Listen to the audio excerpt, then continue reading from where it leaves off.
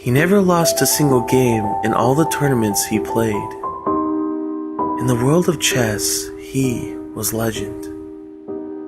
I'd never played with him because he always chose to go against the best of us, sometimes the worst. Those who did play against him described the experience as surreal.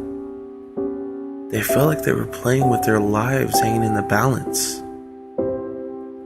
With a stroke of luck, good or bad, I can never say, he chose to play against me on a fine day.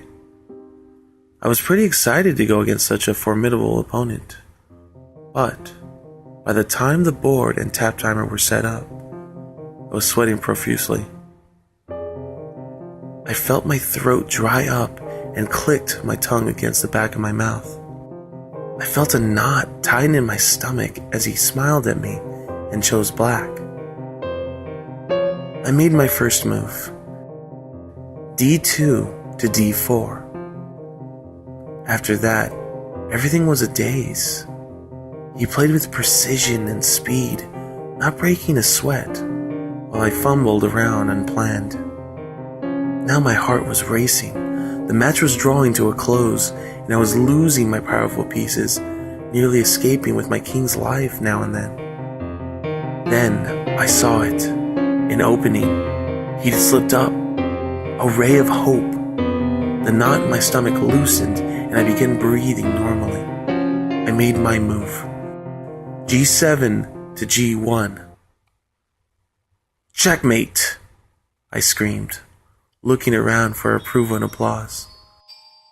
But nobody seemed to notice either me or him. I looked back at him. He just let out a mildly surprised "oh" and got up to leave.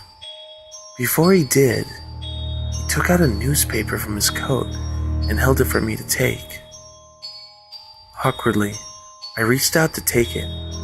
As I did, my fingers made contact with his. It was brief, but the pain. Imagine white-hot knives being driven into your skull.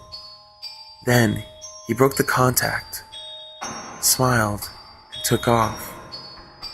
The experience was surreal and leaves me chilled when I think about it.